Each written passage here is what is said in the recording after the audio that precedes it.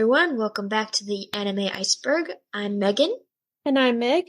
and today we are talking about Dr. Stone Episode 8, Stone Road.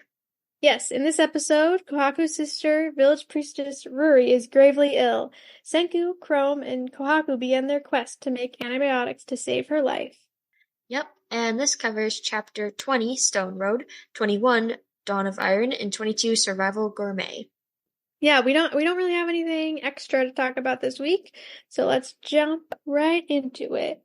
So at the end of the last episode, we saw they were gonna save Ruri. And I don't know, this is honestly, this whole first season, I feel is just peak Dr. Stone. So I feel like every episode I'm gonna be like, this is peak Dr. Stone, but no, it's every episode. Because Senku, he wants to save Ruri, but he has his own malicious intent. He wants to do it for the Kingdom of Science to get everybody on his side. And he explains that they can make antibiotics in two ways, either by making sulfa which is the stone way, basically like making, okay, I was going to say artificial, that's not really the right term, but uh, making antibiotics from non-living stuff, or penicillin, which can be made using bacteria. That is, I wouldn't say I have not made antibiotics, but they decide to go the sulfa drug route because it's a lot more, not a straightforward process, but it's like you know all the steps that you need to take, where with penicillin you have to like basically get lucky and find the penicillin making bacteria. Which is something that I kind of have experience with. When I was in undergrad in my microbiology course and my genetics course, actually, we took part in this, what was called the Tiny Earth Project, where you basically are trying to discover new antibiotics from soil bacteria. So the project involved you would like collect soil from wherever and then isolate the bacteria from it and like grow it on plates. And then you can, try to think, how did we even do this? Like I know how you do it, how we do it now in the lab. No, we don't use penicillin. We use ampicillin in our lab. Um, But anyway, you're trying to find bacteria that produce antibiotics, which is like um basically we grew the bacteria on the plates and tested them to see if they produced antibiotics. And so that would be like in the stone world, that would be very difficult because you basically would just be like trying to grow bacteria and figure out which ones are producing, antibiotics. Yeah. Anyway, my point was that I know how hard it can be. Um, but it's a cool project actually. And if you're interested, you should look it up. It's called Tiny Earth Project. And it's like a bunch of universities across the United States take part in it. Anyway, okay. So they decide to go the sulfa drug route and they create this scientific roadmap with all the steps that they need to do. And Yeah, Senku doing that is actually, I mean, it's a common thread throughout the whole series, but it's actually sort of a thing that has made me kind of calm down in real life and think through things more. Like mhm. I'm a thinker, but I'm a chronic overthinker. So having that like visual of being like, okay, what would your roadmap look like? That's really helped me think about like, you don't need to stress about it. It's one step at a time. Oh yeah, that's 100% whenever I'm like getting overwhelmed by life and everything that I need to do, I make lists. Yes. Like, do I It's complete the very lists? eh. Mm. But just like having the list and having that like visual, like, okay, these are the things I need to do. Oh, look, it's only 5 things. Like it's it just makes it less overwhelming. Hmm. Um, And I like how he drew it all out for them in the dirt and mhm, in the manga Senku actually compares Chrome and Kohaku to Taiju. He says, "You two remind me of another blockhead who jumps before looking." So he's kind of getting them to slow down, take a look at all the mhm. steps we need to do. Yes, they're very excited. Chrome is very excited. And then we get this, I don't know, this very cute scene of like Senku, like them asking him lots of questions about science, like about science stuff, and he's teaching them. And this is where he figures out he's teaching them about like the North Star and how it always, that's how you know where North is. Um, and this is where he learns that the Earth has shifted, and that's why his oh, what is that? Is it the Sextant. the sextant wasn't working or like wasn't pointing true north and like couldn't get them to Hakone. Um, which I love. I love that detail and that they like he figured like that was a like what 4 episodes ago, and now Yeah. he's just figuring this out. Um, and they know it's true what where true north is because they have a magnet, and that gives Senku an idea because the first step is that they need to collect iron.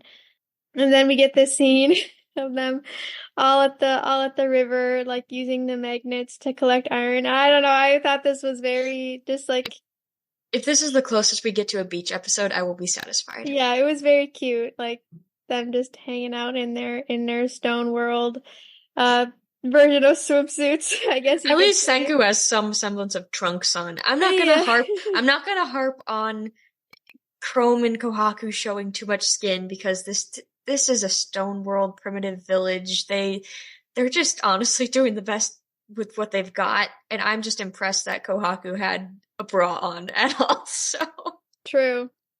Yeah, they like they had just because they came from modern people, so it makes sense. They had yeah. some semblance of that. But then we get introduced to a new character, and her name is Suika. She Which like means watermelon, by the way. yes, I think they say that. They do say that in the Yeah. show. Yep. It's so Yeah. cute. And she's gonna help them collect iron, and I love like this whole interaction because Senku is like doesn't question that she's wearing a watermelon on her head.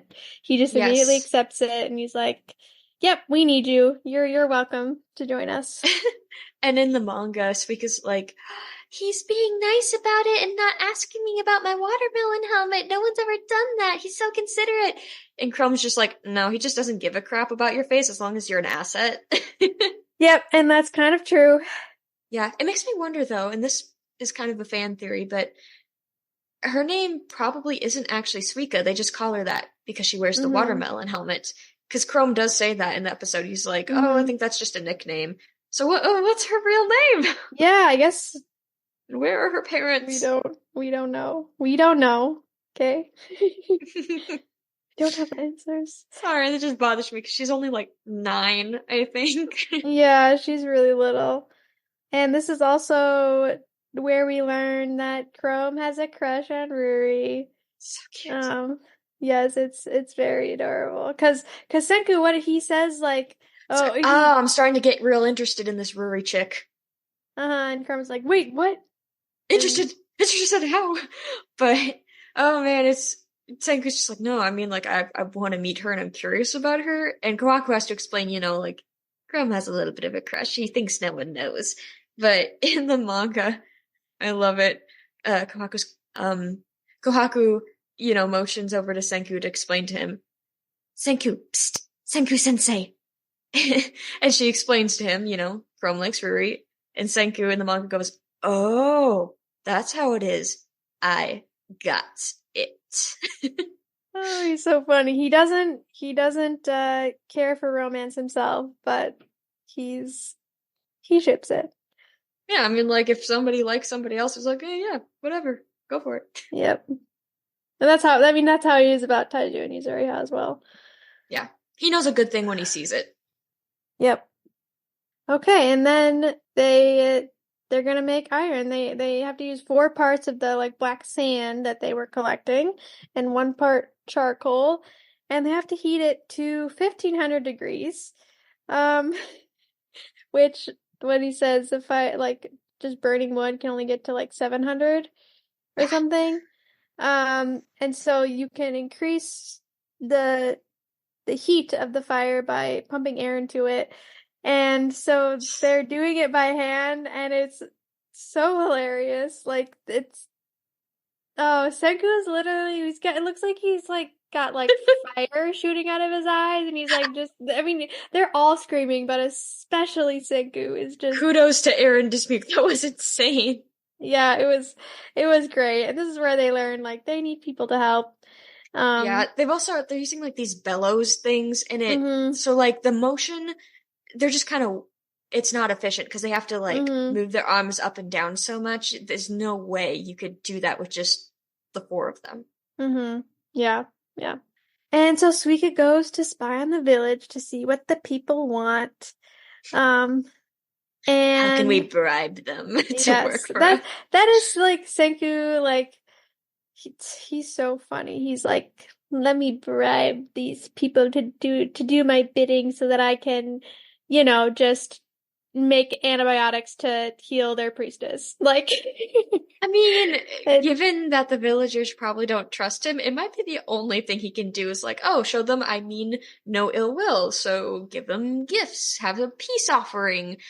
But also, you don't get anything for free, so if I give you something, you have to help me with this work. mm-hmm. Yep. Yeah, and the people they want food. Um, Yes. And there's this really funny scene in the anime and the manga where Suika's reporting back on what each of the villagers wants, and she mentions the three sparkly sisters who like the most beautiful girls in the village, and they want boyfriends. And Senku's just like, yeah, there's no way we're making those with science. And Kohaku in the anime says something about how Senku, oh, you're not bad looking, but I don't think you're what they're looking for. And but in the manga, she says, "Ha, you seem like quite the ladies' man, Senku, but unfortunately, I don't think you're what Sapphire means by hottie." what? But they can't make boyfriends with science, but they can make food. And this is where Senku gets the idea to make ramen from, um, they have first make flour from foxtail millet. Ugh. Um, yeah, which is seems gross, and it's basically like what we were talking about it last night. It like I don't know, kind of reminds us of like cattails that you find like at ponds and stuff. Did you see Um, that Instagram reel I sent you about yes, that's cattails? so okay. I'm totally gonna share it on Okay, our. good. That was so amazing. Um, yeah, so they work super hard and they make ramen, and Kohaku and Chrome and Suika like totally love it. And this is like the best thing we've ever had. Because they like literally all they eat is like fish. And They're hunter-gatherers, so yeah, so it's like, yeah. and Senku, he's like, okay, they like it, so it must be good. And he tries it and he's like, It's like, this is not ramen, it's gross. Um, but and he's like, it's, you know what? I can take it though. I can mm-hmm, I can eat it. yeah. Um, and it's also just another cute thing that Megan noticed is that they don't know how to use chopsticks. Like, Yeah. they're, Chrome, Kohaku, and Suika hold their chopsticks like they backwards fist it and like scoop it into their mouths, uh-huh. kind of like they're using a spoon. And Senku's holding it properly, and it's just like, oh yeah, the villagers probably don't really use much in the way of utensils, if Mm-hmm. at all. Yeah. But he still made them It's chopsticks. yeah, it's cute. Like I like the idea that like he made them chopsticks to use. And he engraved the little swirl designs on the Uh-huh. bowls. Yeah, he did. I love it. Um, and it's also like actually it's kind of interesting that they don't know how to use chopsticks because like yeah, they're in Japan and like the people that they came from knew how to use chopsticks and they're not that hard to make. So I'm just it's kind of surprising that they didn't know how to use them. Um, Yeah, guess not. anyway. But then they're gonna give the ramen to the villagers and get them on their side. Yes. And well, that's the end of the episode, but we had one more thing about the episode to mention, that while they were having their scene at the river collecting the iron sand, Chrome made a reference to Momotaro. And Senku's like, well, how do you know who Momotaro is? And that's when they reveal that Ruri's been telling stories. And that's part of the reason Senku is so interested in her, because he's like, oh, she knows like more modern things, or maybe not modern, but um, anyway, we, being the Americans that we are, had no clue what or who Momotaro was. So if you're not from Japan, you probably wouldn't know, but we did some research, i.e. Wikipedia, wikied it. Um, and it is a Japanese folk tale, and Momotaro means peach boy. So it's a story, and here's just like the brief story from the Wikipedia. It says Momotaro was born from a giant peach, was found floating down a river by an old childless woman who was washing clothes there. The woman and her husband discovered the child when they tried to open the peach to eat it. The child explained he had been bestowed by the gods to be their son. The couple named him Momotaro from Momo, which means peach, and Taro, which means eldest son in the family. When he was just 5 years old, he was able to cut a big tree with just an old knife. Kind of like Suika.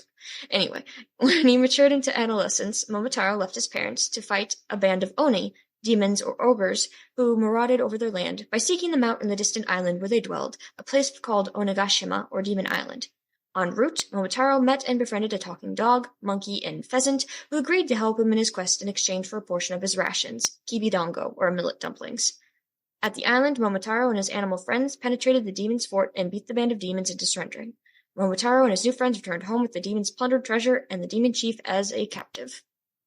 Just your good old-fashioned fairy tale. Mm-hmm. Yes.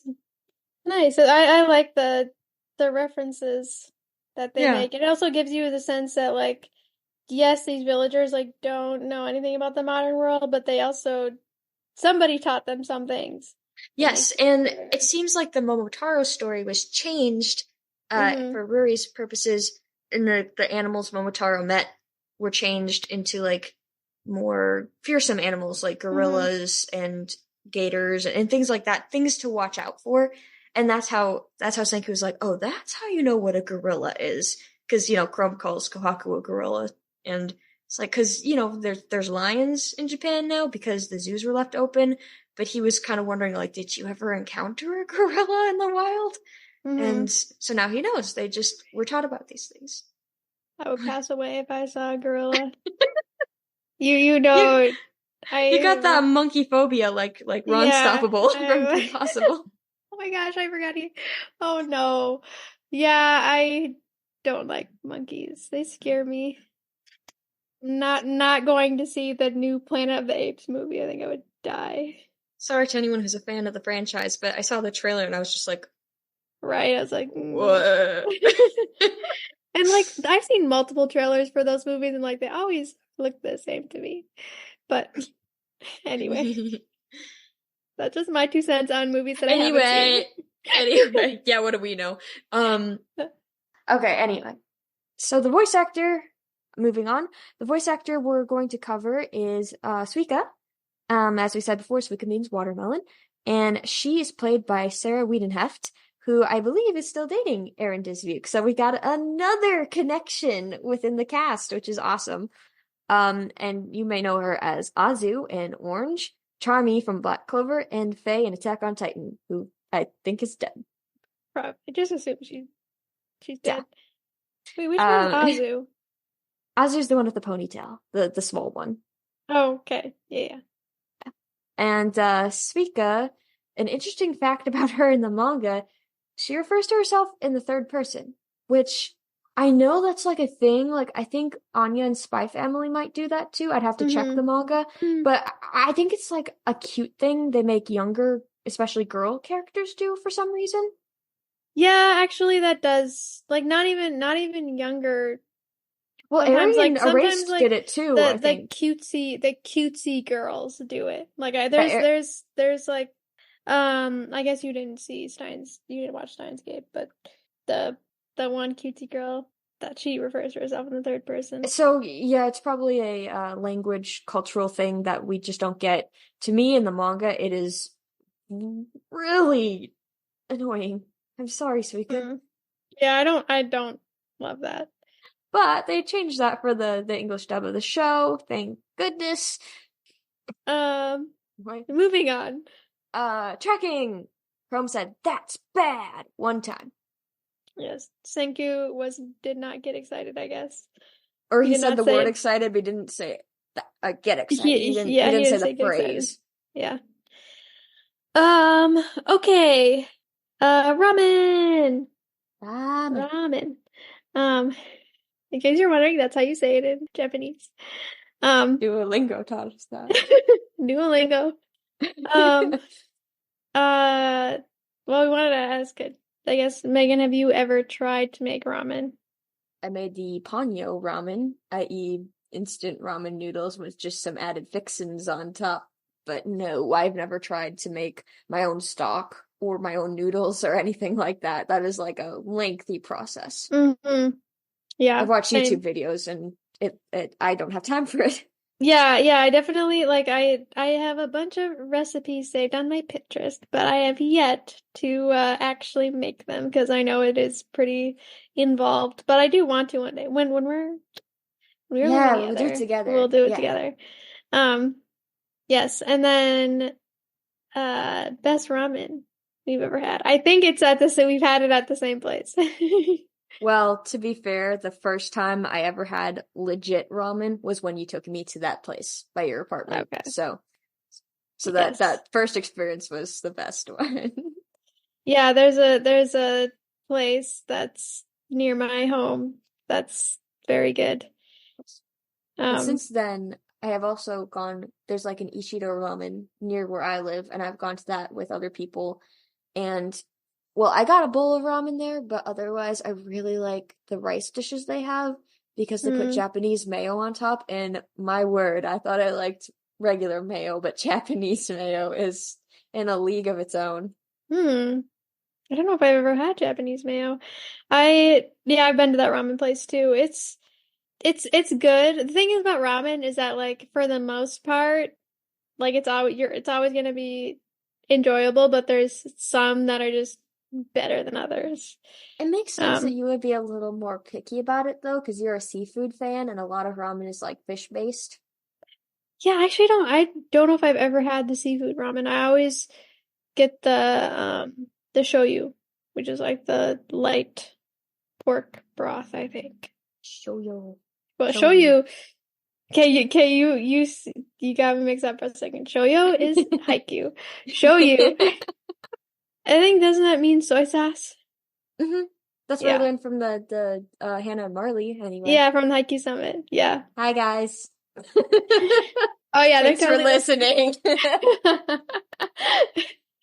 Anyway, now we want to talk about the show that we were watching. We mentioned a few episodes ago that we were watching Snow White with the red hair, and now we're like, I think we have maybe like 8 episodes left, and we wanted to give our thoughts and Yeah, thumbs up. I mean, thumbs up. It's okay. To be honest, when we first started it, I was like, "Ooh, I don't like this." The dialogue was like really throwing me off, and it was just we were watching the dub, and it just was like awkward to me, and so I was having a really hard time with it. But then, and also just when the show is like exclusively like revolved around romance, I typically am like, "Ooh, I didn't like this."